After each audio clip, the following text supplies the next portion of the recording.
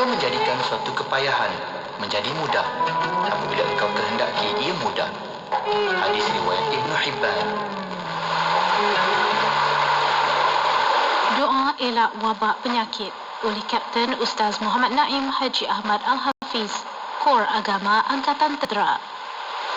أعوذ بالله السميع العليم من الشيطان الرجيم بسم الله الرحمن الرحيم الحمد لله رب العالمين حمدا يوافي نعمه ويدافئ نقمه ويكافئ مزيده يا ربنا لك الحمد كما ينبغي لجلال وجهك وعظيم سلطانك اللهم صل على سيدنا محمد وعلى آله وصحبه وسلم تسليما كثيرا بسم الله الذي لا يضر مع اسمه شيء في الأرض ولا في السماء وهو السميع العليم اللهم إنا نعوذ بك من جهد البلاء ودرك الشقاء وسوء القضاء وشماتة الأعداء تحصنا بذي العزة واعتصمنا برب الملكوت وتوكلنا على الحي الذي لا يموت اللهم اصرف عنا الوباء والشدائد والمحن ما ظهر منها وما بطن من بلدنا هذا خاصة ومن سائر بلاد المسلمين عامة بلطفك يا لطيف إنك على كل شيء قدير اللهم يا غافر الذنب ويا قابل التوبة Ya Allah, sesungguhnya kami telah menganiaya diri kami sendiri. Dan jika engkau tidak mengampuni kami dan tidak memberi rahmat kepada kami, nescaya kami tergolong dalam kalangan orang yang rugi. Ya Allah, sesungguhnya kami telah menzalimi diri kami, maka ampunilah perbuatan zalim kami dan rahmatilah kami. Sesungguhnya Engkau adalah Maha Pengampun lagi Maha Mengasihani. Ya Allah, ampunilah dosa kami dan dosa kedua ibu bapa kami, serta dosa sekalian orang yang beriman. Ya Allah, sesungguhnya kami berlindung denganmu daripada wabak COVID-19, segala penyakit, keburukan tingkah laku dan malapetaka.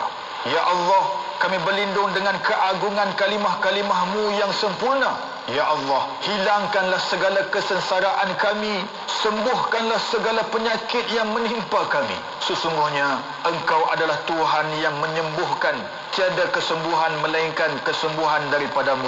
Hindarkanlah kami daripada wabak COVID-19, kesulitannya, kejahatannya, serta segala dugaan yang nyata dan yang tersembunyi, khususnya di negara kami yang tercinta ini, wahai Allah, dan di negara umat Islam amnya. Tuhan yang maha berlemah lembut, sesungguhnya Engkau maha berkuasa atas segala sesuatu. Ya Allah, mantapkanlah pegangan kami terhadap agama yang menjadi benteng pelindung urusan kami. Jadikanlah sisa kehidupan ini sebagai peluang untuk kami melakukan kebaikan, dan jadikanlah kematian kami nanti sebagai kerehatan kami daripada segala punca kejahatan. Rabbana atina fid dunya hasanah wa fil akhirati hasanatan wa qina azabannar. Wa sallallahu ala sayyidina Muhammadin wa ala alihi wa sahbihi wa baraka wa sallam. Walhamdulillahi rabbil alamin. Ya zal jalali wal ikram, ya zal jalali wal ikram, ya zal jalali wal ikram, amitna ala dinil Islam. Ya zal jalali wal ikram, ya zal jalali wal ikram, ya zal jalali wal ikram, amitna ala dinil Islam. Ya zal jalali wal ikram, ya zal jalali wal ikram, ya zal jalali wal ikram, amitna ala dinil Islam, amitna ala dinil Islam, amitna ala dinil Islam. Anda ingin sebarkan maklumat mengenai aktiviti atau program yang dikendalikan oleh pihak masjid, surau, organisasi, sekolah dan institusi pengajian tinggi, segmen hiburan komedi kembali lagi bersiaran di Radio IKIM pada setiap Isnin hingga Jumaat pada pukul 8.15 pagi dan 12.15 tengah hari. Mudah sahaja hantarkan terlebih dahulu hiburan yang ingin anda kongsikan ke laman sesawang www.ikim.my/hibahan. Memutuskan rantaian penularan penyakit COVID-19 adalah tanggungjawab bersama. Sebagai ibu bapa, sila pastikan anak-anak sentiasa mematuhi garis panduan yang telah disediakan oleh Kementerian Pendidikan Malaysia sewaktu di sekolah dan ketika perjalanan pergi dan pulang sekolah. Kita mesti menang. Pesanan ini dibawakan oleh Kementerian Pendidikan Malaysia KPM dengan kerjasama Kementerian Kesihatan Malaysia KKM dan Majlis Keselamatan Negara MKN.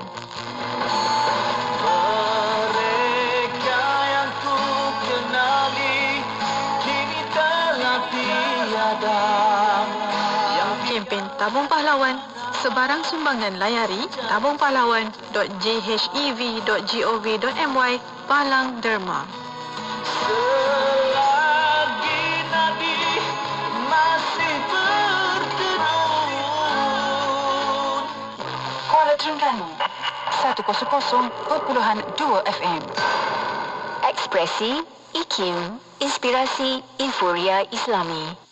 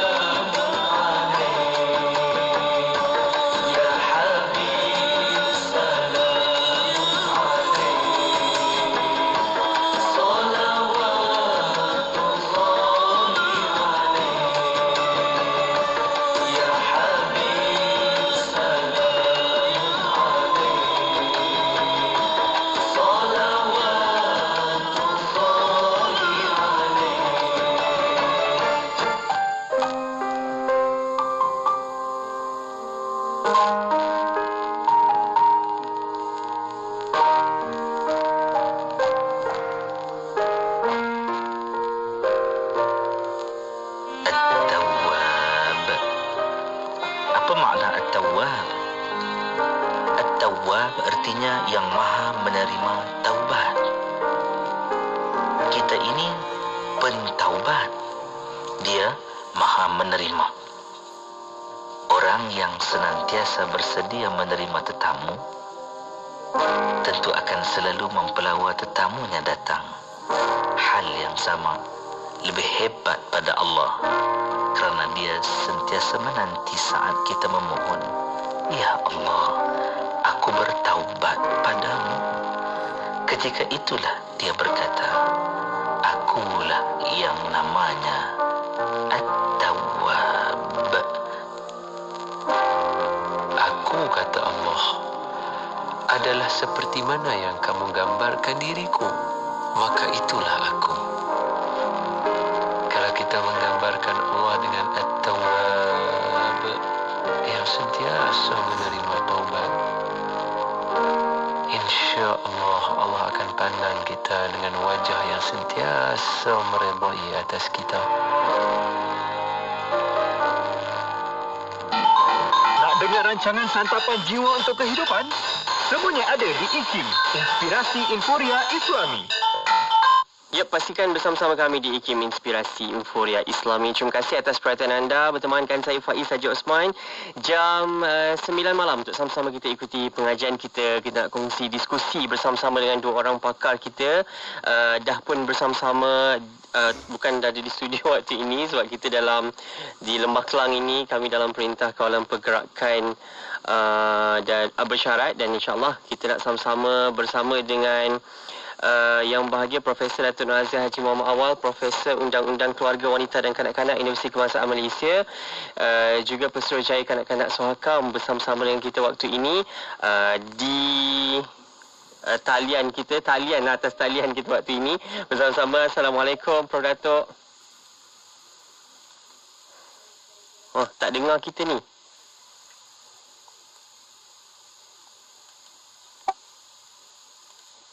Tadi tertutup mikrofon. Sihat ke kita? Alhamdulillah. Alhamdulillah. Macam mana PKPB hari ni, hari ketiga lah kot? Hari ketiga, dan sebab dah biasa masa PKP dulu, jadinya tak ada, bukan sesuatu yang baru lagi lah, dan kita dah boleh adjust, dah boleh membuat penyesuaian diri kepada PKPB, dan PKPB ni bukanlah terlalu ketat, sekurang-kurangnya boleh keluar 2 orang lebih, dan kita pun perlu berhati-hati sebab kerana kita sendiri pun nak jaga kita lah. So, bagi saya dia sesuatu yang baik untuk kita semua kembali mengingatkan SOP yang patut kita patuhi. Takut-takut kita lupa lah kan sebab dah longgar sangat hari tu. Jadi kita nak kembali lah sebab kita kena waspada lah dalam kita berada di luar kan. Kalau seperti yang KP Kesihatan sebut, kalau tak perlu keluar, kekallah berada di rumah. Ya, kalau tak perlu keluar, tak payah keluar. Dan kemudiannya mengingatkan pada ibu bapa lah, tak perlu bawa anak kecil keluar. Kemudiannya warga emas. Jadi saya rasa itu perkara-perkara yang kita mungkin perlu ingat kembali, dan saya juga mengingatkan diri saya dan juga para pendengar sekalian bahawa PKPB ini saya rasa patutlah kita kerana dah ada pengalaman yang lalu, jadi kita mungkin kurang sedikit stres lah. Saya harap betul ya. Tetapi walau bagaimanapun kerana kedua-dua ibu bapa anak-anak akan terpaksa berada dalam rumah sebab sekolah dicutikan ya. Institusi pengajian tinggi pun cuti. Jadi kalaulah mereka ini berada dalam dalam rumah yang dalam keadaan yang sempit dan sebagainya, kita mengingat supaya kita banyak-banyak bersabar ya dalam tempoh 2 minggu ini, kerana kita tak naklah perkara-perkara yang tidak diingini berlaku semasa PKPB ini. Jadi saya rasa itu yang paling penting lah. kerana dalam masa kita PKPP baru-baru ni pun banyak perkara-perkara yang kita tidak yang duga berlaku ya. Dan semasa PKP yang dulu banyak kes cerai, banyak penderaan isteri dan anak dan juga penderaan anak-anak. Jadi kerana orang terlalu stres tak pernah berlaku. Tapi yang ini saya harap 2 minggu ni saya sendiri pun tak perasan pada hari ketiga sebab kerja secara yang sama, menghadap komputer dan kita di universiti pun dah mula mengajar. Jadi kita sibuk dengan macam mana nak buat balik, mengingatkan kembali bagaimana nak menggunakan komputer itu, macam mana nak mengajar online dan sebagainya. Bukan perkara mudah bagi orang yang dah tua macam saya, tetapi kita berusahalah untuk membagi yang terbaik pada pelajar kita. Saya Produk tersebut tadi berkaitan dengan pembelajaran atas talian. Saya percaya tak mudah macam produk sendiri sebut. Satu, dari segi nak faham teknologi itu satu.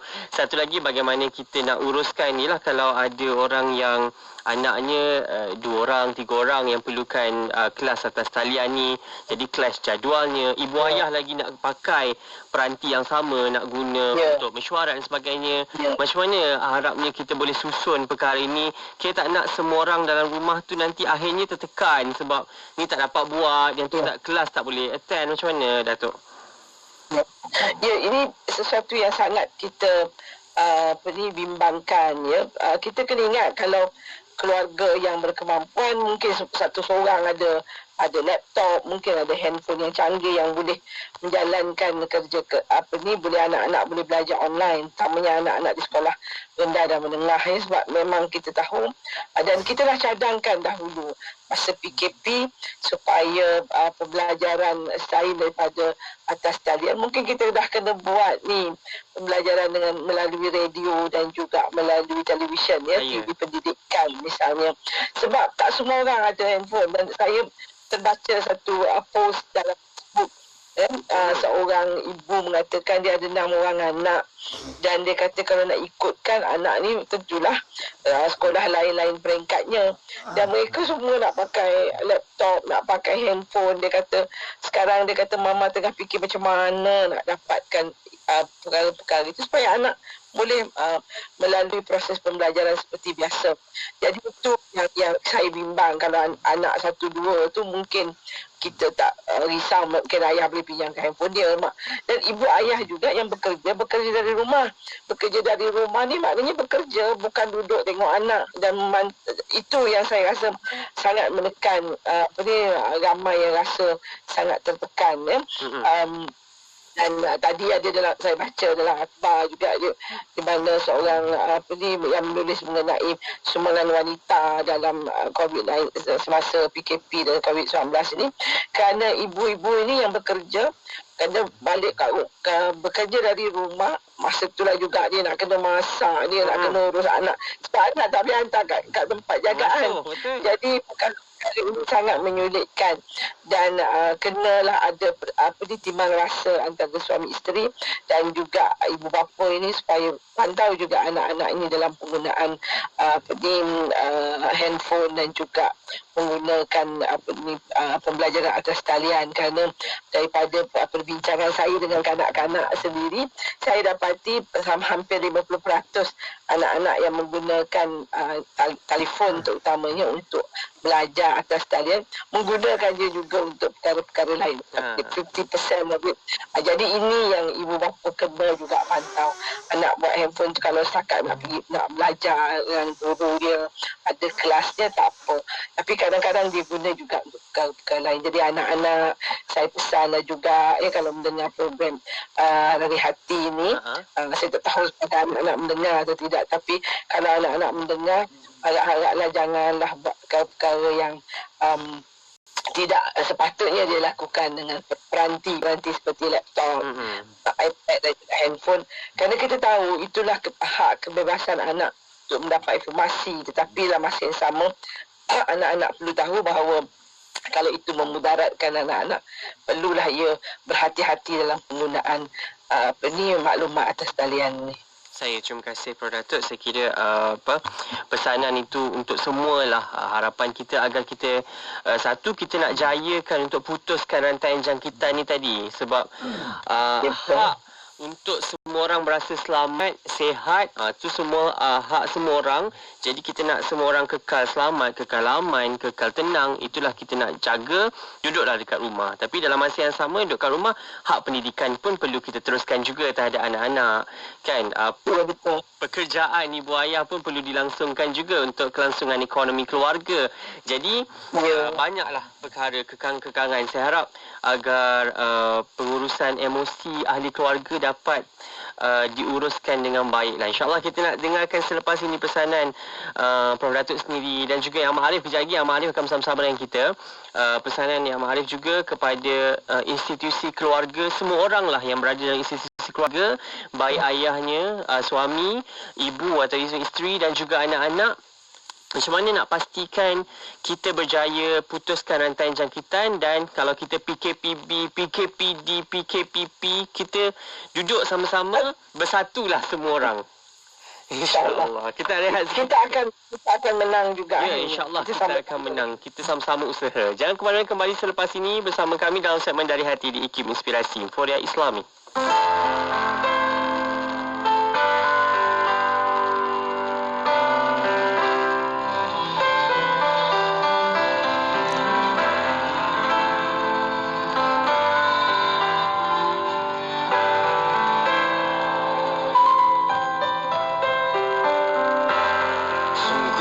Cukuplah bagiku apa yang kau tahu, dari segalanya aku.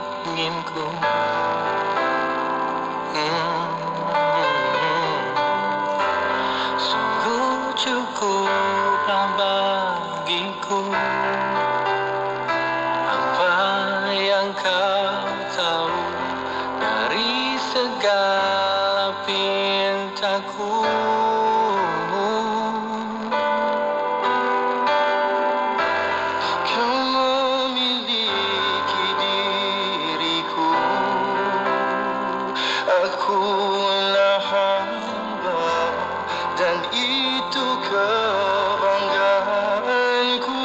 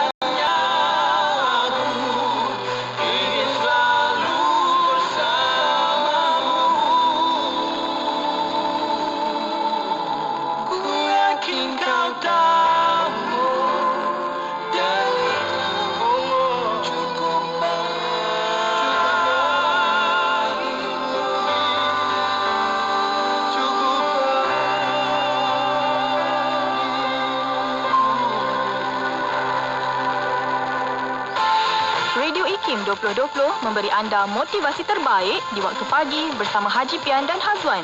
Di Warna Pagi IKIM, setiap Isnin hingga Jumaat, 6 hingga 10 pagi. Dia akan nampak apa yang dia ada, bukan apa yang orang lain ada. Nanti dia akan tenang-tenang. Oh, at least sekurang-kurangnya aku ada benda ni. Diiringi dengan lagu-lagu nasyid terbaik di Malaysia.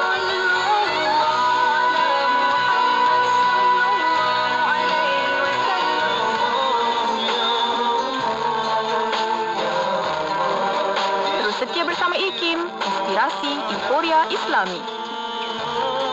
Yep, terus setia bersama kami di IKIM Inspirasi Inforia Islami. Terima kasih atas perhatian anda waktu ini dalam segmen Dari Hati.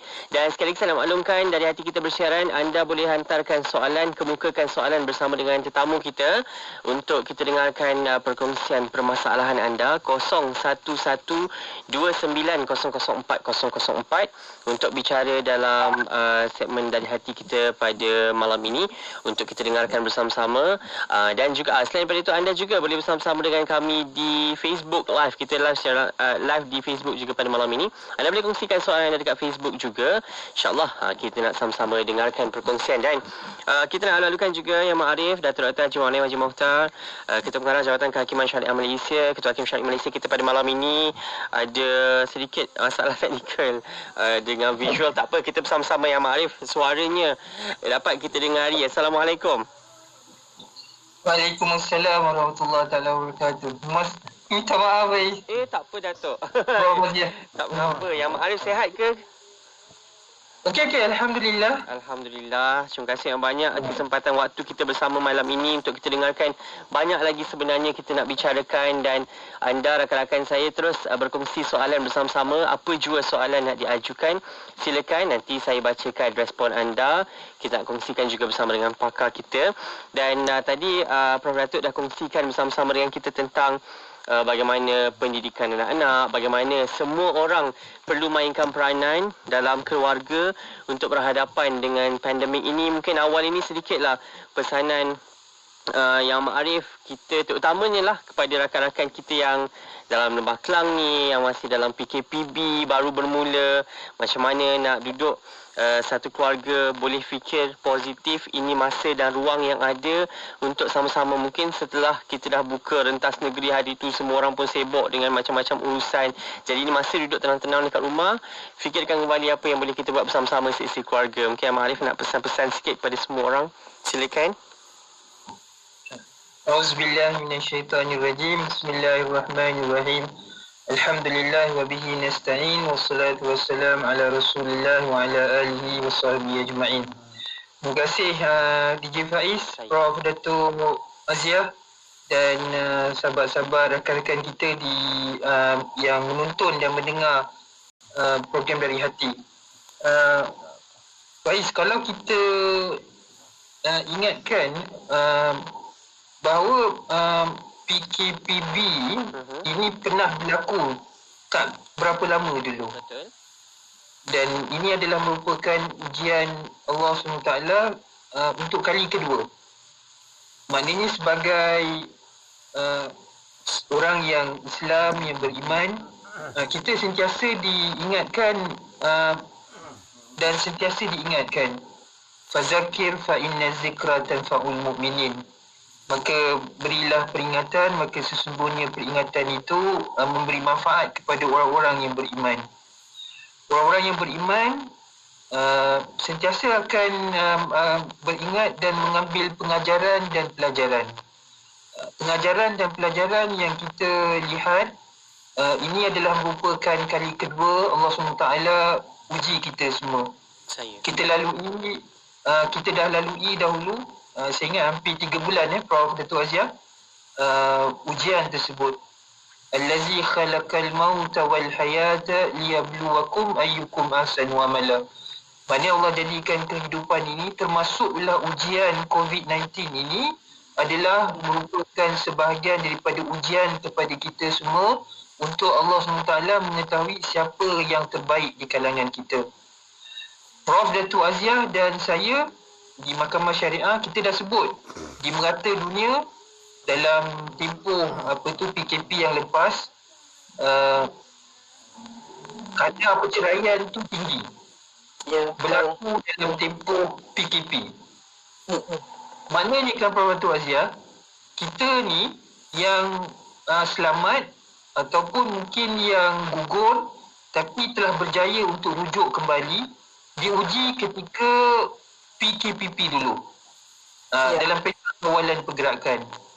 Ada yang macam Faiz sebut tadi tu, kalau kita ambil ujian ini sebagai satu yang positif, Alhamdulillah.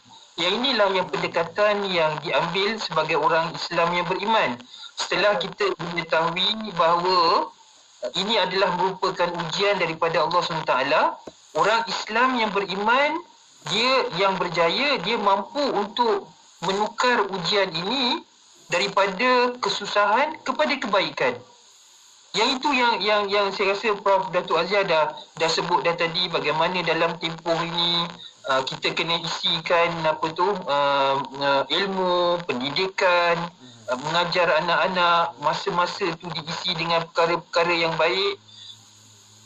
Benda yang sama juga Faiz kita nasihatkan supaya apa yang berlaku pada rakan-rakan kita dalam tempoh PKP dulu yang mungkin diuji oleh Allah SWT dan gagal dalam konteks untuk mengambil peluang dalam tempoh PKP yang terdahulu, bagaimana nak membina dan mengutuhkan tali perhubungan antara suami dan isteri dan anak-anak. Allah SWT beri peluang untuk mereka ini, keluarga ini bersama-sama. Dan bagaimana kebersamaan itu dalam tempoh PKP yang lepas, peluang tersebut yang mungkin kita tidak ambil, maka Allah SWT uji lagi pada kali yang kedua ini. Jadi sebab itulah Faiz saya katakan tadi, dalam konteks kita hendak membina keluarga yang sakinah, ada ketenangan, ada kasih sayang dan juga rahmat, maka sudah tentu kita mengambil pengajaran bahawa ujian kali ini yang Allah turunkan khususnya kepada mereka-mereka yang berada di Lembah Kelang. Sebab mereka-mereka yang berada di Lembah Kelang ini sentiasa hidup dalam kesibukan dan sebagainya. Maka hikmah yang kita sebut dalam konteks PKP ini untuk kita tenang sikit. Dan dalam ketenangan tersebut, lamanya kan Faiz, kadang-kadang yang bekerja tu ada yang BDR, bekerja daripada rumah. Ada yang bekerja di pejabat kan. Jadi yang bekerja di rumah tadi tu, yang di situ kadang-kadang ujian dia lebih. Kita ingat kadang-kadang bila BDR ini memberi peluang kepada suami dan isteri itu untuk bersama. Dan bersama dengan anak-anak, anak pun tak pergi sekolah. Jadi bagaimana orang-orang Islam yang beriman, tuan-tuan dan puan-puan, bagaimana kita nak fikirkan? Sebab bila kita tahu bahawa COVID-19 ini adalah merupakan satu ujian, maka dia termasuk dalam kategori apa yang Allah sebut tadi Faiz dalam suratul Mulk tadi.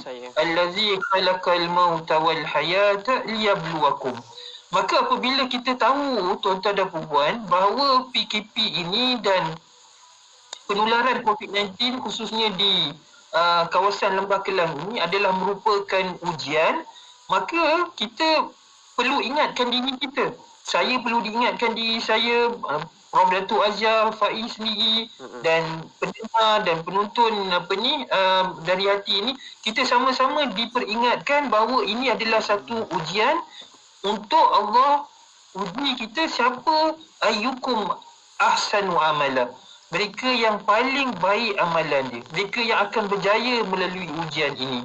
Maka dalam konteks itulah Faiz, yang tu yang saya sebutkan tadi, bagaimana cabaran dalam konteks membina keluarga yang sakinah, mawaddah dan rahmat tadi itu, bagaimana kita nak turn ataupun mengubah masyarakat ujian ini, kesusahan ini kepada satu yang positif yang Faiz sebutkan tadi.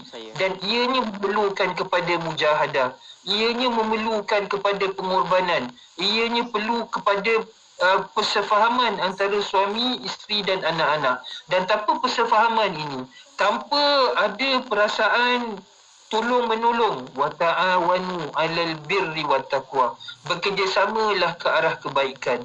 Maka dalam konteks kerjasama inilah, dalam konteks ujian, maka suami dan isteri, dalam kita sama-sama nak membina, kita kena ambil peluang dalam tempoh PKPB ini untuk kita bersama-sama dan bekerjasama ke arah mencapai apa yang kita selalu sebut dalam program Dari Hati ini, untuk membina keluarga yang sakinah, tenang, mawaddah, berkasih sayang dan juga rahmat. Jadi insya-Allah dengan setiap mujahadah, dengan setiap pengorbanan seorang suami, daripada setiap pengorbanan seorang isteri dan anak-anak, bersama-sama menuju dan memahami bahawa ini adalah merupakan ujian Allah SWT, maka insya-Allah kita akan keluar dalam tempoh 2 minggu ini. Dalam tempoh PKPB ini, kita akan keluar dalam ujian ini sebagai keluarga yang berjaya. Seperti yang ni Prof. Datuk Azhar, insya-Allah kita sama-sama. Sebab untuk kita kalahkan COVID-19 ini, dia memerlukan kerjasama. Kerjasama bila keluarga tadi tu dah boleh bekerjasama, tidak keluar rumah, stay at home, kan? Dan jangan sibuk-sibuk nak keluar pergi dekat crowded area, kan? Ikut nasihat apa yang telah diberikan oleh kerajaan. Yang ini adalah merupakan usaha kita dan ketaatan kita kepada pemerintah, mematuhi peraturan-peraturan itu, tidak lain dan tidak bukan kita selamatkan keluarga kita, kemudian kita selamatkan jiran, komuniti di sekeliling kita, dan kemudian kita selamatkan negara kita. InsyaAllah bila setiap seorang daripada kita memainkan peranan tersebut. Wallahualam. Saya terima kasih Ahmad Arif untuk respon awal ini. Nasihat kepada semualah kita, saya sendiri dan semua orang yang kita dalam Perintah Kawalan Pergerakan Pemulihan ada, Perintah Kawalan Pergerakan Bersyarat, Perintah Kawalan Pergerakan diperketatkan, kan? Itu semua kita perlu mainkan peranan bersama-sama. Dan ada soalan tapi kejap lagi kita nak dengarkan respon keduanya lah. Ada satu situasi saya terbaca di laman sosial. Ada yang berkongsi suami kehilangan kerja ekoran pandemik ini. Bila isteri keluar bekerja dan suami sendiri menguruskan anak-anak, masa banyak dihabiskan di rumah sebagai seorang suami ini. Tapi dalam masa yang sama terjebak pula kepada pengenalan dengan orang ketiga di laman sosial sebab ada masa-masa terluang menggunakan media sosial. Jadi bagaimana perkara ini boleh kita elakkan dalam masa yang sama dalam kita berhadapan dengan pandemik ini. Situasi ini juga terjadi dalam kalangan masyarakat. Jadi kita nak perkara ini kalau dapat kita bendung bersama-sama kita dengarkan pesanan pada dua orang pakar kita selepas ini. Dan anda yang lain 0129004004 juga di Facebook Live kita bersiaran untuk anda kongsikan juga apa jua persoalan anda seketika nanti. Jangan ke mana, kembali selepas ini untuk segmen Dari Hati. Ini dia Hidayahmu.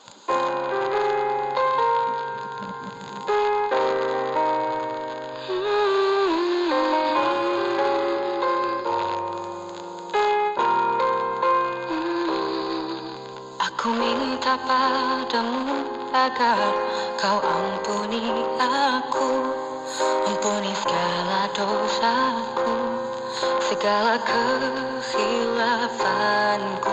Aku tahu aku tak layak untuk ke syurgamu. Ku benar-benar tak mampu menepis kisah lalu, namun aku mau teruskan meminta perlindungan darimu Tuhan. Aku mohon Engkau kuatkan aku, terimalah taubatku untuk terus ke jalan-Mu. Aku mohon Engkau jauhkan aku dari segala fitnah permainan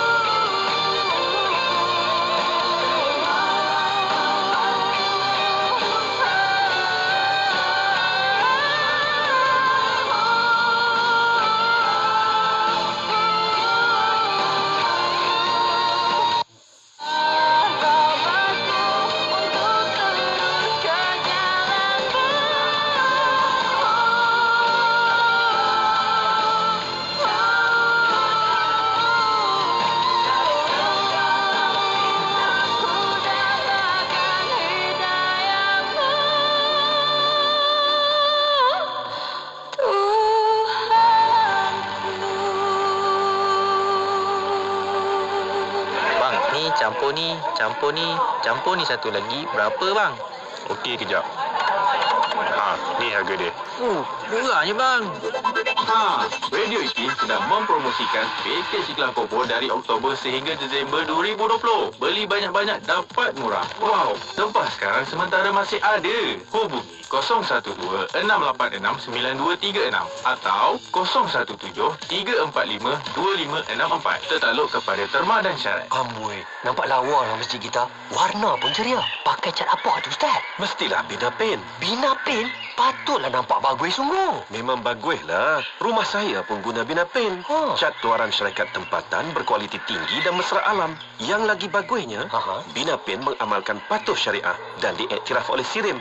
Alhamdulillah, dia kini suci. Ya ke? Mana ada dapat tu, Ustaz? Layari binapaintstore.com atau Facebook Bina Paint. Lani juga saya pergi beli.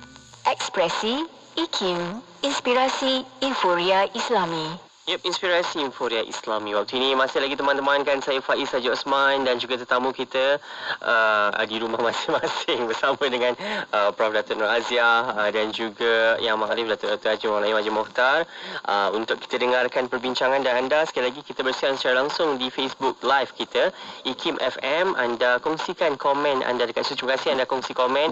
Soalan-soalan sekiranya ada, anda juga boleh kemukakan dekat live Facebook kita lah. Di samping itu anda juga hantarkan kiriman WhatsApp 01129004 dan kita nak bersama tadi saya dah kemukakan soalan sebelum kita berehat. Bagaimana saya kira nak dengar pesanan sikitlah daripada yang bagi Prof. Datuk Azia berkaitan dengan isu salah seorang lah, tak kira lah sama ada suami maupun isteri yang kehilangan sumber pendapatan dan diberhentikan kerja, akhirnya berada di rumah. Mungkin dalam masa yang sama nak menguruskan perniagaan atas talian itu antara cabang yang sekarang ni semua orang pun boleh teroka, tapi dalam masa yang sama terjebak pula kepada perkenalan bersama dengan insan ketiga. Mula-mula mungkin tak sengaja, klien, customer mungkin, tapi akhirnya berlantan, mesej sehingga larut malam. Jadi bagaimana suasana ini? Awal niat tadi sebab nak bantu ekonomi keluarga, tapi akhirnya kita bimbang ianya memusnahkan perhubungan kekeluargaan itu sendiri, Prof. Datuk. Sebenarnya Faiz, kalau nak isu orang ketiga ni tak PKP pun dia aku juga ya.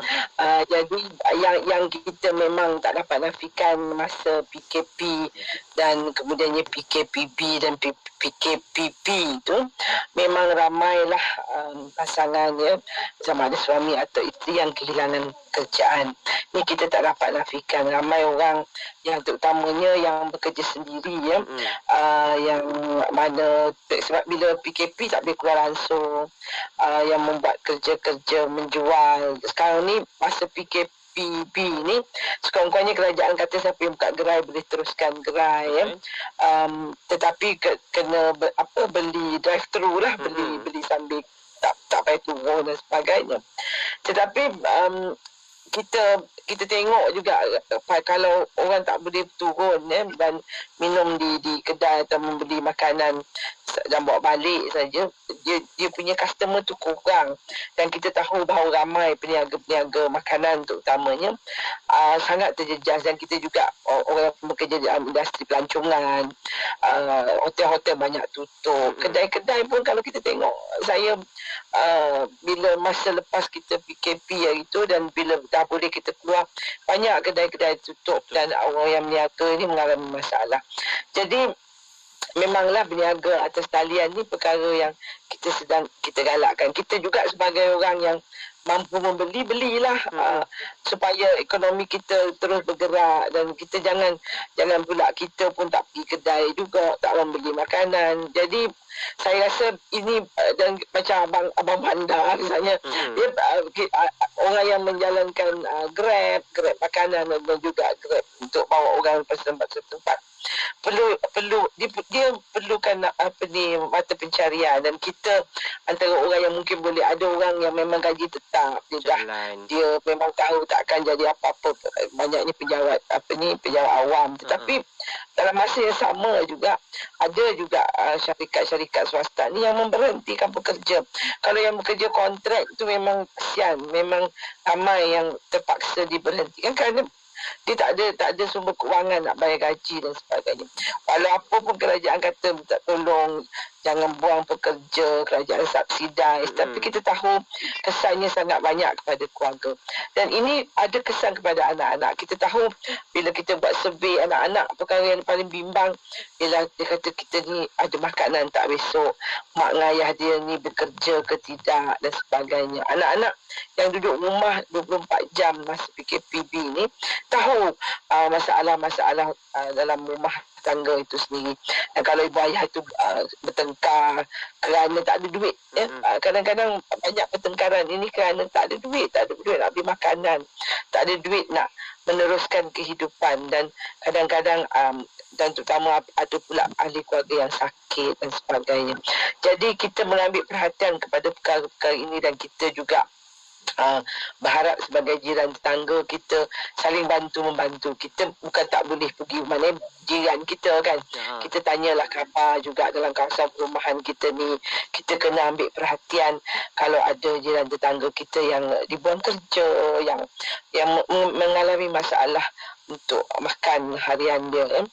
Itu perkara. Satu lagi ialah tentulah dalam ada masa kita bekerja di rumah, tapi ada masa juga bila suami atau isteri salah satu pasangan dah tak ada kerja dan dia terpaksa menggunakan masanya banyaknya, sebab masa kita mula-mula bebas dari PKP dulu, anak masih tak bersekolah. So pasangan yang tak bekerja ni bolehlah jaga anak di rumah, boleh juga meringankan beban kami masak. Jadi bila tak beli makanan dimasak di rumah, kosnya lebih rendah. Jadi tapi tak perlu nak cakap lah kalau dia menggunakan internet. Hari ni semua orang pakai handphone. Semua orang ada WhatsApp group dan sebagainya. Jadi satu masa dulu ramai yang kata kita ni banyak sangat group WhatsApp dan kemudiannya banyak reunion. Dan reunion ni juga kadang-kadang banyak menimbulkan masalah. Tiba-tiba teringatlah kembali zaman-zaman dahulu. Terjumpalah balik ex-girlfriend, ex-boyfriend, dan kadang-kadang dan satu lagi bila mereka mungkin klien mungkin nak tolong berniaga dan sebagainya, kadang-kadang simpati itu akhirnya menjadi sesuatu yang lebih mendalam, yang sedangkan pasangan yang satu lagi pula sibuk dengan kerja. Ini perlu diambil perhatian lah. Saya rasa tak kira lah sama ada kita dalam keadaan PKP ataupun ada yang bekerja, ada yang masih meneruskan kerja, tidak bekerja di rumah, dan pasangan ada di rumah. Hubungan suami isteri, tapi Datuk Naim cakap panjang lebar tadi mengenai kita perlu mengembalikan rasa kasih sayang itu. Sibuk macam mana pun kita masih ada pasangan hidup kita, dan kita telah berjanji untuk kita akan terus hidup sehidup semati. Jadi bagi saya yang gangguan itu biasa dalam keadaan kita susah, dalam keadaan kita sedih. Kalau ada yang memberi simpati, dan kadang-kadang kita rasa dia ni baik betul, mula-mula rasa dia baik.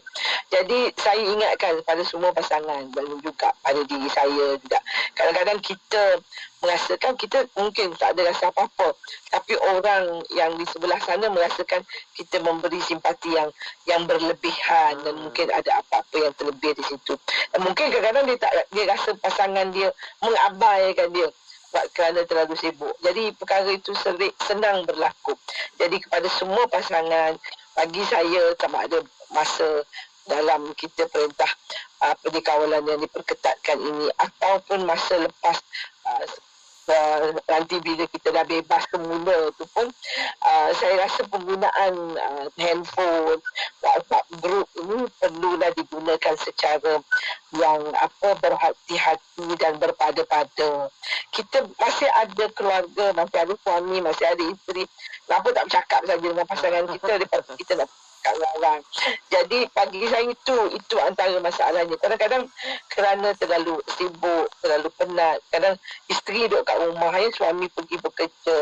Memang dia perlu bekerja sampai malam, tengah malam duduk. Dia kata, suami aku ni dia macam tak rasa aku ada kat rumah. Saya tiada katanya. Ramai isteri mengadu begitu. Dan orang laki-laki pula kadang-kadang agak kurang, bila dia kahwin dia kurang romantik. Dia kurang romantik. Dia kurang menyatakan saya sayang awak. Apa-apa ni sebenarnya untuk awak dan anak-anak. Tapi kadang-kadang isteri tu perlukan itu. Kerana dia duduk kat rumah dengan anak dan sebagainya. Jadi perlu selalu menyatakan rasa kasih sayang dan berbual lah. Berbual ni sangat penting. Jangan duk pakai WhatsApp. Panggil, cakap dengan isteri pun dalam rumah pakai WhatsApp. Nak ajak makan pun ya. Tapi pasangan muda ni yang saya dapat tu memang begitu. Memang cakap seorang kat dapur, seorang kat bilik pun pakai WhatsApp.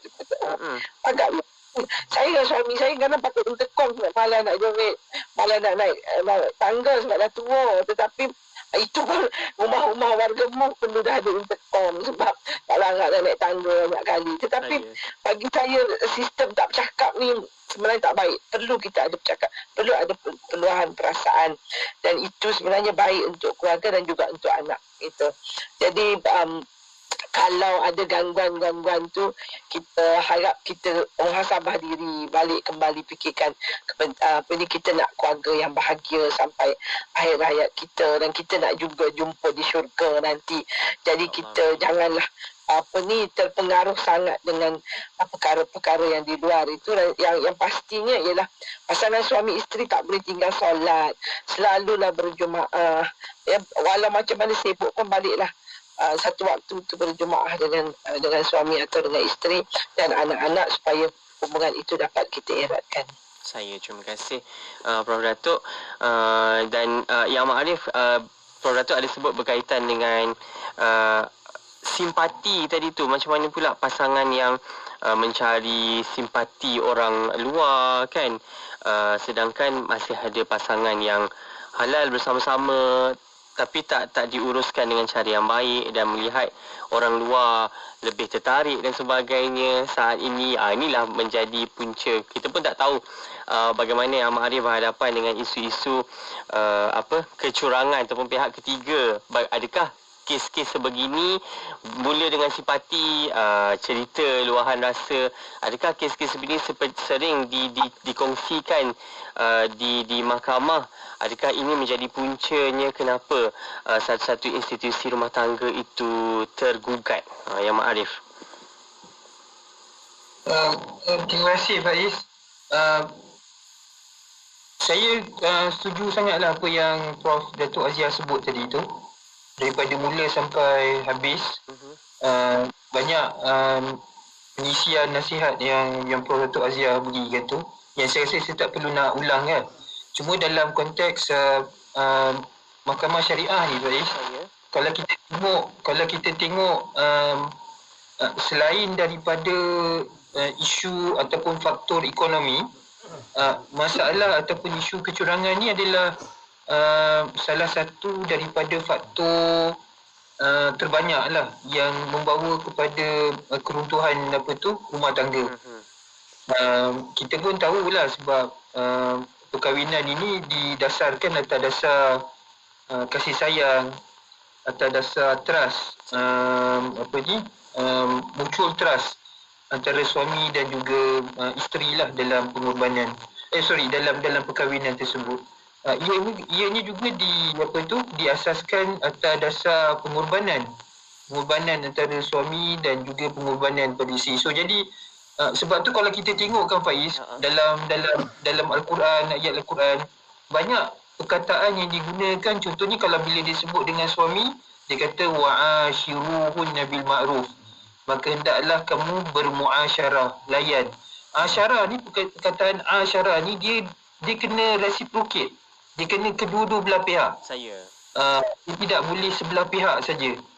So maknanya salah suami dan isteri reciprocate dalam konteks memberi dan menunjukkan kasih sayang antara mereka.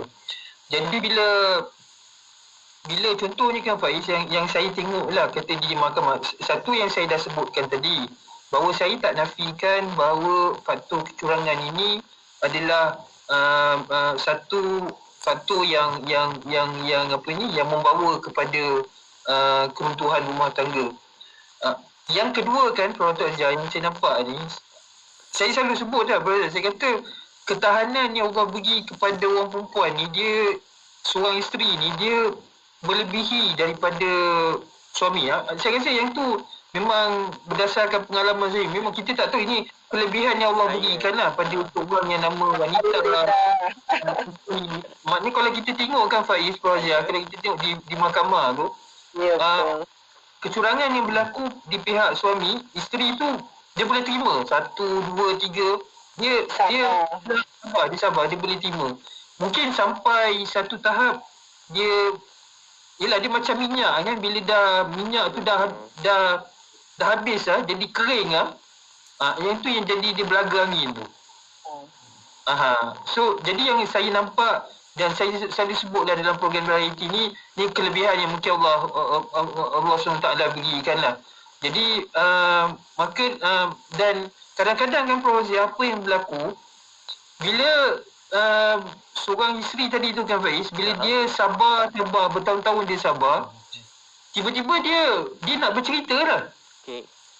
Sebab kecurangan pertama sabar, kecurangan kedua sabar, kecurangan ketiga sabar, kecurangan yang keempat dia nak bercakap kan, ujung-ujung bercakap lah kan, katalah bercakap, jumpa pula dengan saudara Faiz contohnya kan, handsome kan, cakap tidak suara apa ni semua kan, sikit sebanyak kan Faiz, itu satu ujian. Sebab tu saya mulakan tadi kan Faiz, Dr. Azhar, yang saya pegang dalam suratul Mulk tadi tu, maknanya dalam konteks kehidupan kita ni, sepanjang selama mana kita hidup, hatta kalau kita mati sekalipun, Allah sebut liyabluwa allazi khalaqal mauta wal hayata liyabluwakum.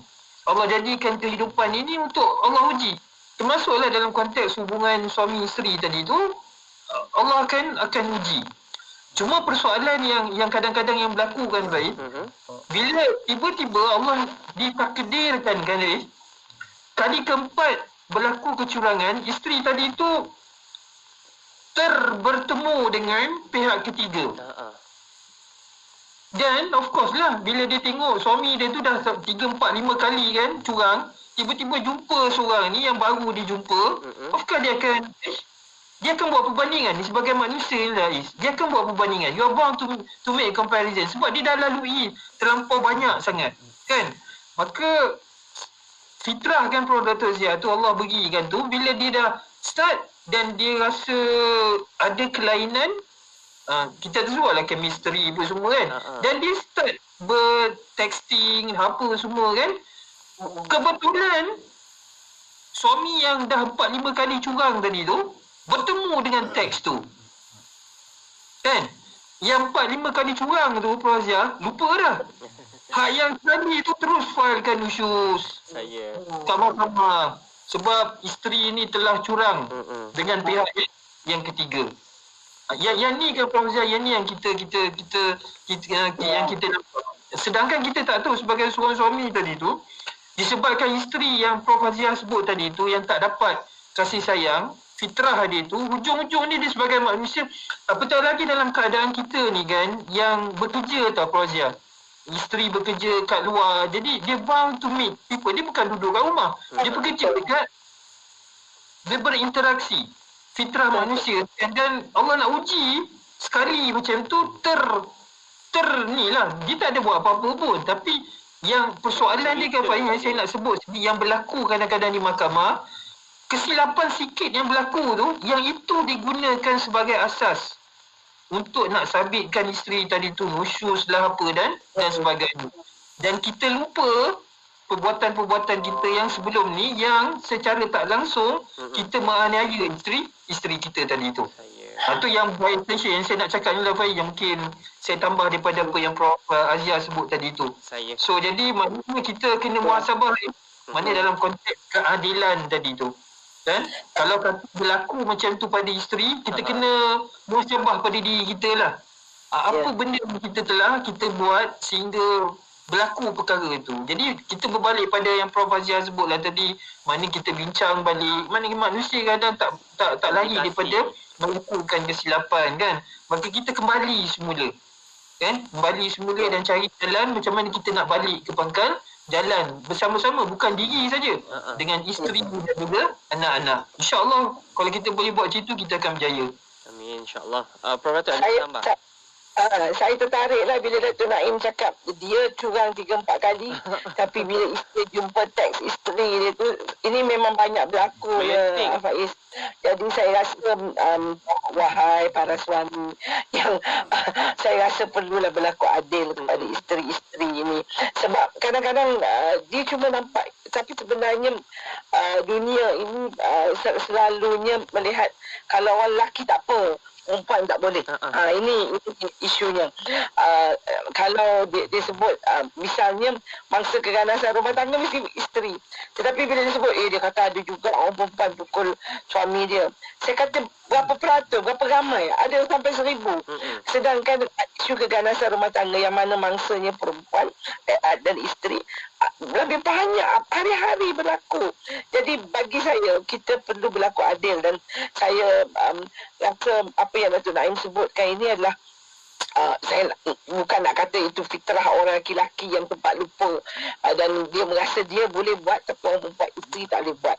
Jadi bagi saya perkara-perkara ini berlaku, tapi bagi semua pasangan duduklah bila perkara tu berlaku, jangan cepat nak pergi ke mahkamah nak kata isteri nusyus. Cuba duduk fikir, adakah pernah aku ni jadi suami yang baik ke tak. Jadi itu saya rasa perkara yang perlu kita ambil perhatian lah.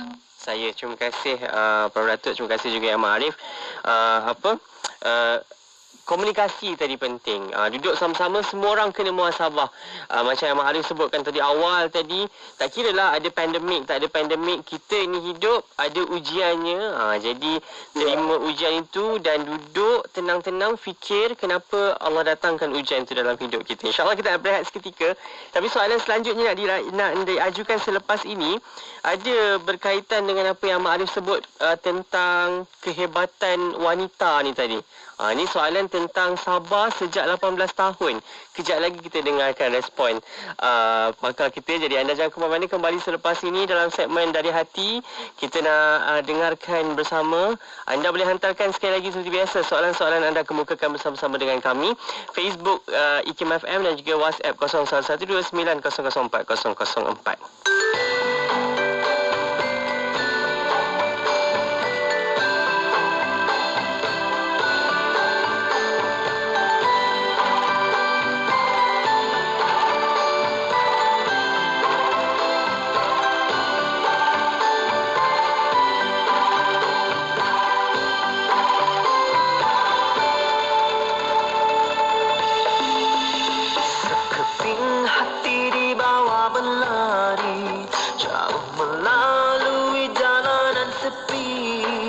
Jalan ke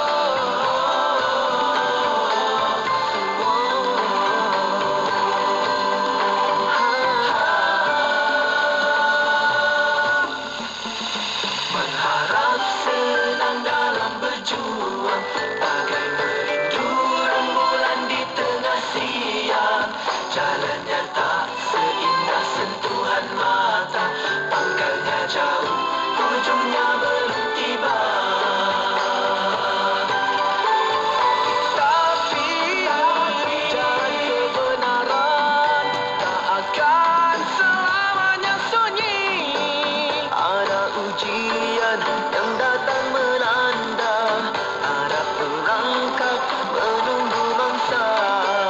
Ada ujian yang datang melanda, ada perangkap menunggu mangsa.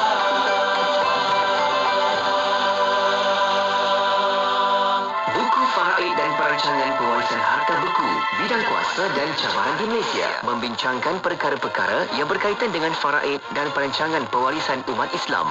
Buku yang mengandungi 6 bab ini disusun mengikut urutan bagi memudahkan para pembaca memahami perkara-perkara yang dibahaskan. Antaranya termasuklah konsep harta dan hukum serta falsafah faraid menurut Islam. Selain itu, kupasan isu harta buku yang berpunca daripada kegagalan dan kelewatan pewaris dalam menyelesaikan urusan pembahagian pusaka selepas kematian pemilik harta turut dibincangkan. Dapatkan buku terbitan IKIM ini di www.ikimniaga.my atau hubungi 03 6204 6389 atau 03 6204 6388 untuk info lanjut. Diskaun hebat menanti anda. Hiburan mendidik jiwa hanya yang terbaik di IKIM, Inspirasi Inforia Islami. Yep, Inspirasi Inforia Islami 10:11 malam waktu ini teman-teman, kan saya Faiz Haji Osman dan juga tamu kita yang Amat Arif, Datuk Dr. Haji Muhammad Haji Mohtar, Ketua Hakim Syar'i dan juga Ketua Pengarah Jabatan Kehakiman Syariah Malaysia, dan juga Profesor Tun Aziz Haji Muhammad Awal, Profesor Undang-Undang Keluarga Wanita dan Kanak-Kanak UKM dan Pesuruhjaya Kanak-Kanak Suhakam bersama-sama dengan kita. Soalan selanjutnya lah kita nak dengarkan. Ini berkaitan dengan rakan kita bertanya, suami saya masih tidak berubah dengan panas barannya. Pernah dia tampar muka saya bila berlaku pertengkaran kecil, dan sebelum ini dia pernah menggunakan senjata tajam bila dalam keadaan marah. Saya pernah buat laporan polis tentang perbuatan suami itu. Pandangkan suami adalah pegawai kerajaan. Jika saya memanjangkan isu ini, dia boleh ditangkap dan beri kesan kepada pekerjaannya. Saya cuma nak dia berubah, tak nak dia ditangkap. Suami juga masih tak solat Jumaat banyak kali. Solat jarang cukup 5 kali sehari. Saya minta pendapat apa yang patut saya buat dalam atasi krisis rumah tangga ini. Saya impikan keluarga yang bahagia, suami yang soleh. Saya sudah bersabar sejak 18 tahun yang lalu. Adakah perceraian terfasah jalan yang terbaik? Mungkin Prof. Datuk boleh kongsikan pandangan dulu sebelum kita dengarkan Yang Ma'arif. Ya, bagi saya 18 tahun ni lama lah ya. Dan juga kalau dia pernah dicederakan, dia tampar, kemudiannya dia kata pernah juga suami menggunakan senjata ya. Ini adalah keganasan rumah tangga dan ia adalah bahaya kepada puan yang bertanya ni dan juga anak-anak. Memanglah ramai orang yang panas baran, tapi ada orang panas baran dia hanya bertempik, marah ya. Dan kalau dah 18 tahun tentunya puan ni dia dah faham macam mana yang akan menyebabkan suami ni panas baran. Jadi kalau masih tidak boleh, maknanya dia tak boleh langsung mengawal emosinya itu, dan puan mungkin berada dalam keadaan bahaya. Bagi saya, puan tidak boleh biarkan begitu saja. Nasihat saya ialah membuat laporan polis, dan bila puan cedera pergi buat laporan polis, pergi kepada hospital, dapatkan laporan penuh mengenai diri puan dari segi apa yang luka, apa yang patah dan sebagainya. Sebab kadang-kadang kita, Datuk Naim selalu sebut, kita nak keluarga yang mawadah warahmah, keluarga yang bahagia. Jadi, dan puan juga berhak untuk hidup bahagia. Bahagia ini penuh dengan kasih sayang. Dan bukannya dipukul, ditempik, diterajang dan sebagainya. Jadi, kalau apakah itu sebuah rumah tangga? Kalau hidup dalam ketakutan, hidup sentiasa rasa nanti saat lagi kalau saya cakap macam ni dia akan jerit saya. Kalau saya tersilap buat, dia akan tampar saya. Ataupun saya ada banyak kes di mana sampai mencederakan. Kita tak naklah sampai kalau puan, kita tidak nafikan ramai isteri yang bangun sembahyang malam dan berdoa kepada Allah. Allah mendengar doa itu. Tetapi kalau suami ini, seorang suami yang tidak mahu berubah dengan solatnya yang tak cukup dan sebagainya, bagi saya dia tidak layak menjadi ketua keluarga dalam rumah tangga ini.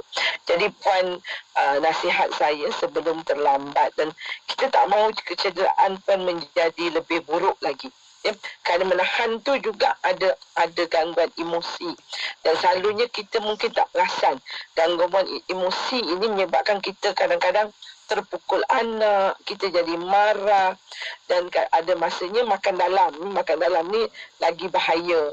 Dan ada kes-kes di mana isteri yang menjadi gila kerana gangguan emosi, kerana selalu mendapat penderaan daripada suami. Jadi 18 tahun ini sangat lama. Saya ada satu kes yang bagi saya lama, 38 tahun. Ya? Dan kecederaannya bukan kecederaan sedikit, ada juga patah, pecah kepala dan sebagainya, tetapi bersabar, tetapi akhirnya berakhir dengan perceraian kerana kecederaan itu semakin teruk. Dan apabila kita semakin banyak umur, makin tua, ya, kita mungkin dah tak boleh bertahan dengan kecederaan-kecederaan yang dulunya mungkin kecil tapi sekarang menjadi lebih besar. Dan kita tak nak tunggu sampai Puan kadang bila gelempang ada orang pecah genang telinga. Saya ada kes saya sebut banyak kali di mana mata sebelah buta, ya, hampir buta, kerana itu dia yang suami selalu tumbuk. Tetapi dia bertahan 14 tahun ditumbuk sehingga matanya buta. Dan bagi saya, Allah sajalah, mungkin Tuhan dah jadikan wanita ini dengan penuh kesabaran, tetapi bagi saya Puan berhak untuk hidup sihat dan selamat, dan buat laporan polis. Perkara kedua ialah isu dia pegawai kerajaan. Saya tak tahu sama ada Puan bekerja atau tidak. Mungkin Puan bimbang nanti tak ada siapa nak beri makan anak dan sebagainya. Tapi bagi saya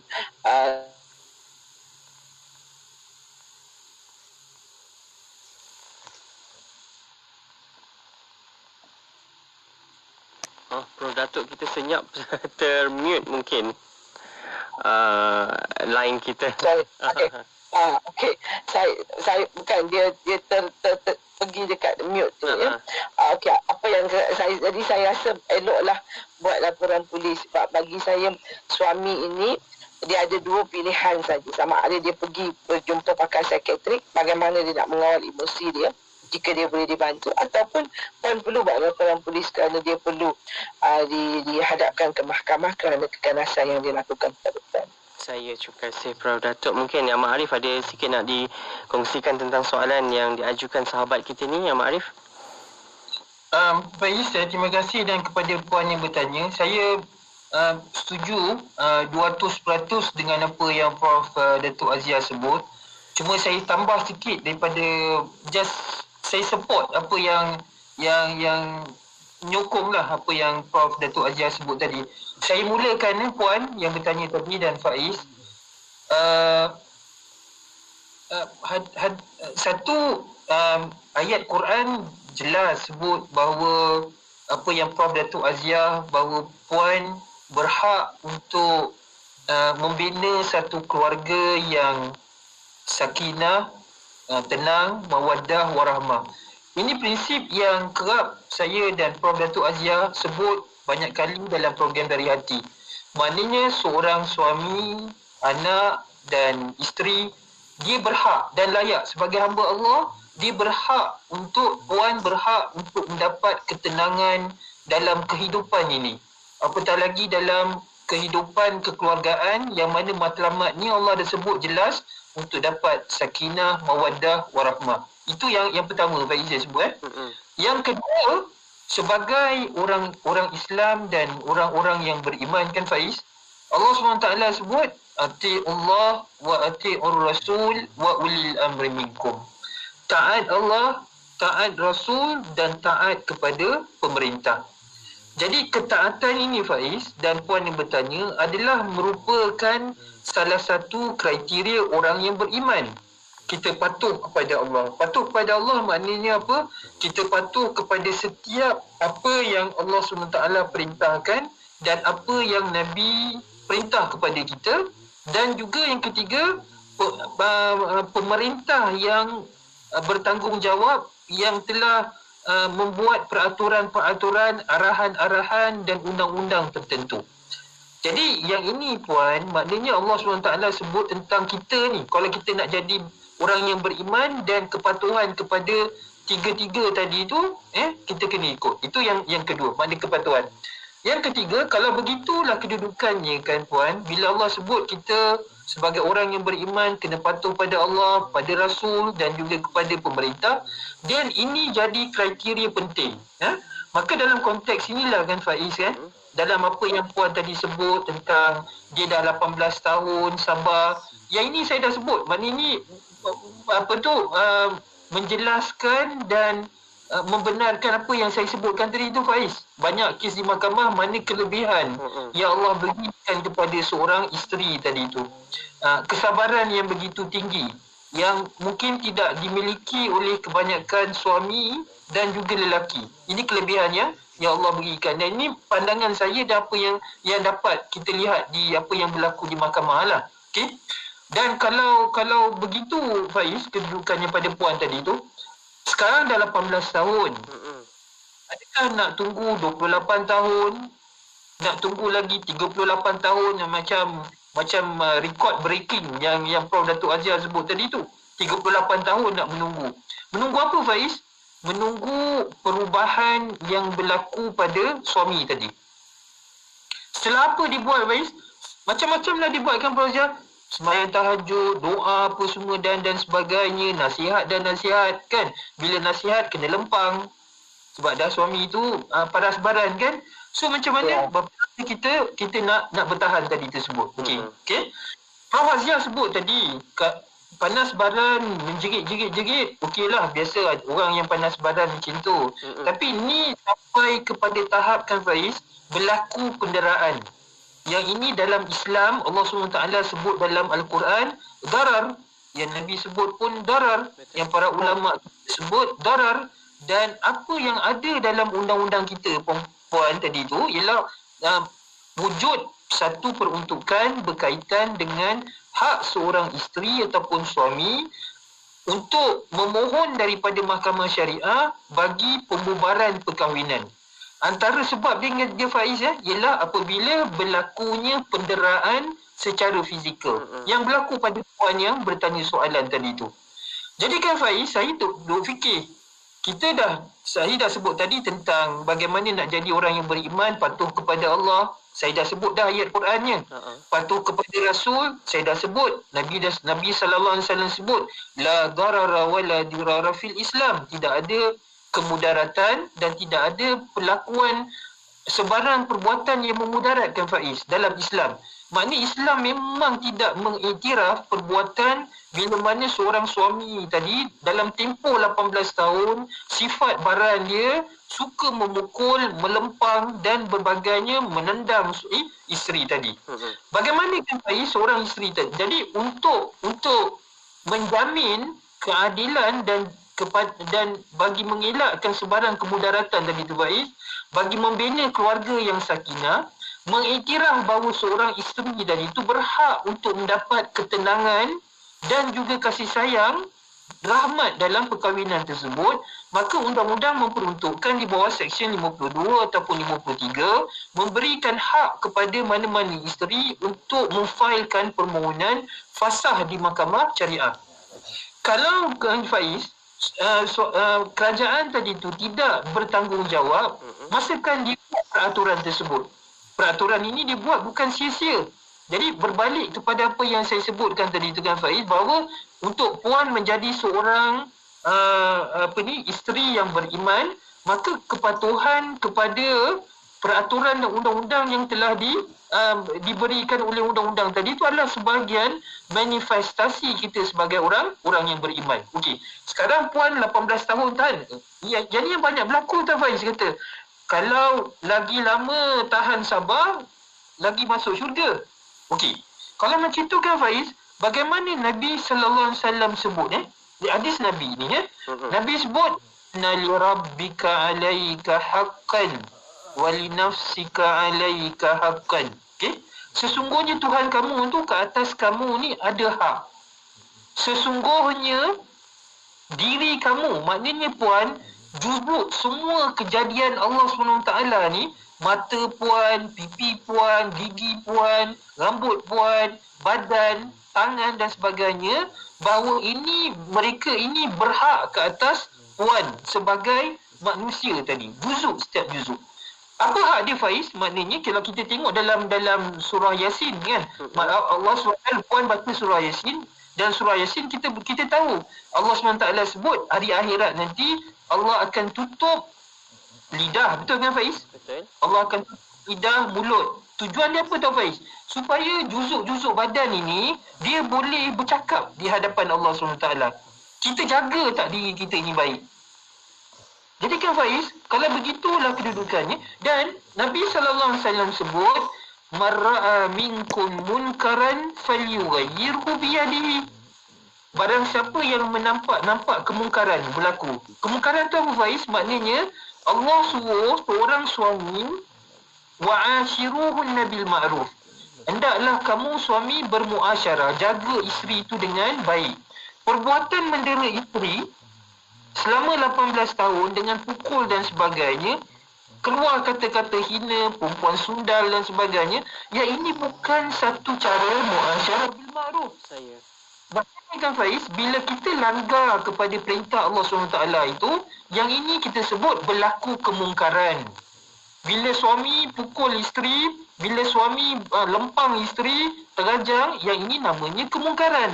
Dan apa Nabi kata? Nabi kata, sekiranya kamu nampak berlaku kemungkaran, falyughayyirhu biyadihi. Hendaklah kamu ubah. Nabi tak suruh diam, Faiz. Maknanya ada tindakan yang berlaku. Kalau tak, Nabi kata unsur akhaka zaliman atau mazluman. Bantulah saudara kamu sama ada yang zalim ataupun yang dizalimi. Maknanya dalam konteks ini puan, dalam tempoh 18 tahun, suami ini adalah orang yang zalim. Bagaimana puan bantu dia? Ialah dengan cara, kan, biar macam tu 18 tahun, sabar dia lakukan perbuatan zalim itu selama-lamanya? Tak. Puan kena bertindak. Sebab kalau puan tak bertindak, yang ini yang Allah SWT kata di hari akhirat nanti kan Faiz, Allah akan tanya puan, apa kamu buat jaga pipi kamu? Apa kamu buat yang Allah suruh perintahkan kamu? Jaga badan kamu, jaga rambut kamu, jaga mata kamu. Kalau setiap juzuk daripada badan kita ni Faiz yang dijadikan oleh Allah SWT, kita tak jaga baik-baik, maka Nabi kata kullukum ra'in wa kullukum mas'ulun an ra'iyatihi. Setiap kamu adalah orang yang bertanggungjawab. Puan bertanggungjawab ke atas setiap juzuk daripada badan puan. Kalau puan ambil pendekatan untuk berdiam diri saja, sabar, tidak ambil pendekatan, nanti kalau di padang mahsyar nanti kan Faiz, bila Allah tanya, pemerintah telah memperuntukkan jalan keluar. Hukum jelas. Kalau berlaku sebarang penderaan, boleh datang ke mahkamah untuk memohon daripada mahkamah supaya perkahwinan tersebut dibubarkan. Supaya puan tidak akan hidup dengan seorang manusia yang akan sentiasa melakukan penderaan kepada puan. Jadi maknanya kan Faiz, solusi itu ada. Bila kita berhadapan dengan Allah, kita nak kata, Ya Allah, aku tak tahu, aku manusia ni, aku sentiasa sabar. Allah, Engkau beri pada aku kesabaran. Aku sabar je lah. InsyaAllah dengan kesabaran tu masuk syurga. Jadi, tapi sebelum nak masuk syurga, bagaimana kita nak jawab, puan? Bagaimana kita nak jawab di hadapan Allah SWT? Tanggungjawab kita menjaga tubuh badan kita ini daripada terus didera dan sebagainya. Tanggungjawab kita untuk menamatkan kezaliman yang berlaku, yang dilakukan oleh seorang suami tadi. Kita akan bertanggungjawab di hari akhirat kelak. Ini yang Nabi kata, wa kullukum mas'ulun an ra'iyatihi. Setiap kamu adalah bertanggungjawab ke atas rakyat tubuh badan kita. Jadi insya-Allah Faiz, kita doakan semoga dengan sedikit penjelasan kepada puan yang dengar apa yang Prof Azia sebut tadi, dan saya sambung sikit, saya rujuk kepada Quran, hadis dan juga ini, semoga dia jadi pedoman. Bukan saja pada puan. Kita bukan isu ni, bila saya sebut dengan Prof Azia ni, Faiz, bukan isu kita menggalakkan perceraian. Yang ini apa yang berlaku, obvious, kezaliman berlaku. Adakah kita nak berdiam diri dengan kezaliman yang berlaku? Kalau kan Faiz, kezaliman ini nak terus berlaku macam tu, Tak adalah pemerintah buat peruntukan undang-undang memberi hak kepada isteri tadi tu untuk menamatkan pernikahan. Biar sajalah. Sabar saja, insya-Allah undang-undang keluarga Islam ni sebab bina untuk nak biarkan isteri sini masuk syurga cepat, tak payah ada hak untuk dia membuatkan perkahwinan tersebut. Diam saja, insya-Allah straight forward masuk ke syurga. Jadi dia bukan macam itu. Islam itu satu agama yang adil. Dia memberikan keadilan kepada suami dan sudah tentu dia memberikan keadilan sebagai kepada seorang isteri. Masing-masing diberikan keadilan sama-sama. Wallahu a'lam. Terima kasih banyak Yang Arif untuk perkongsian tersebut. Semoga menjawab persoalan sahabat kita ni. Kita dah sampai di penghujung untuk Dari Hati kita dalam PKPB kita atas talian ni sehingga jam 10.30 kita bersiaran. Terima kasih banyak Prof. Dato' Azia. Sikitlah nasihat kepada semua pendengar kita dalam kita berhadapan dengan pandemik ini, dalam masa yang sama untuk kita jaga seisi keluarga kita. Baik, kita jaga kita lah. Saya selalu sebut perkara ni sebab kalau kita tak jaga kita, siapa nak jaga lagi ya. Dan untuk kita berdoa supaya COVID-19 ni cepatlah berlalu. Hari tu dah okey dah. Ni dah kembali semula. Dia kata gelombang ketiga. Tak apalah gelombang berapa pun. Asalkan insya-Allah kita berdoa, kita berusaha bersama-sama bantu frontliner untuk memastikan COVID-19 ni betul-betul meninggalkan kita. Kita nak menghadapi, bagi saya kalau boleh kita nak balik hidup seperti sedia kala, seperti dulu, bebas di sana kemari. Dan kita tahu COVID-19 ni bukanlah mudah untuk kita nyahkan begitu saja, dan kita berharap dan berdoa kepada Allah supaya ia boleh kita boleh hidup semulalah seperti biasa selepas PKPB ni. Dan kita sama-sama membantu antara satu sama lain. Amin, insya-Allah. Yang Arif, sikit nasihat kepada semualah rakan pendengar kita dalam mewujudkan keluarga yang penyayang. Tak kiralah ujian COVID-19 ni melanda kita, kita masih lagi nak teruskan kehidupan yang harmoni berkasih sayang ni, Yang Arif. InsyaAllah, terima kasih Faiz. Seperti mana yang Prof. Azia sebut tadi tu, maknanya kita dalam konteks keluarga tadi, maka saya rasa faktor yang paling penting ialah kita kembalilah kepada pencipta kita lah. Itu pedoman terbaiklah Fiz. Kita ada Quran, ada sunnah, okey, dan Nabi pun dah sebut jelas, taraktu fikum amrain ma in tamassaktum bihima lan tadillu abada. Kitab Allah wa sunnah. Jadi Nabi dah kata, aku tinggalkan pada kamu dua perkara. Jadi maknanya dalam konteks pandemik yang berlaku ini Faiz, apa saja yang berlaku dan usaha kita, pengorbanan yang kita nak buat, mestilah diasaskan kepada pedoman dan juga ketentuan yang ada terkandung dalam Quran dan juga sunnah Nabi sallallahu alaihi wasallam. Semoga dengan penghayatan kita kepada kedua-dua sumber penting kita ni, Quran dan sunnah, kita akan menjadi hamba, isteri yang salihah, suami yang salih dan anak-anak yang salihun dan salihat, insya-Allah. Hatta dalam tempoh pandemik ni, insya-Allah. Apa saja ujian yang kita lalui, kita pasti akan berjaya. InsyaAllah. Amin. Terima kasih banyak Yang Ma'arif untuk perkongsian itu. Terima kasih juga Prof. Dato' untuk kesempatan kita bersama-sama. InsyaAllah kesempatan kita nanti berjumpa hujung Oktober ini. Kita doa selesai kita lalui PKPB nanti, InsyaAllah dapat bersama-sama kita di studio untuk kita dengarkan perkongsian lanjut bersama dengan dua orang pakar kita, InsyaAllah. Jumpa lagi, InsyaAllah. Assalamualaikum.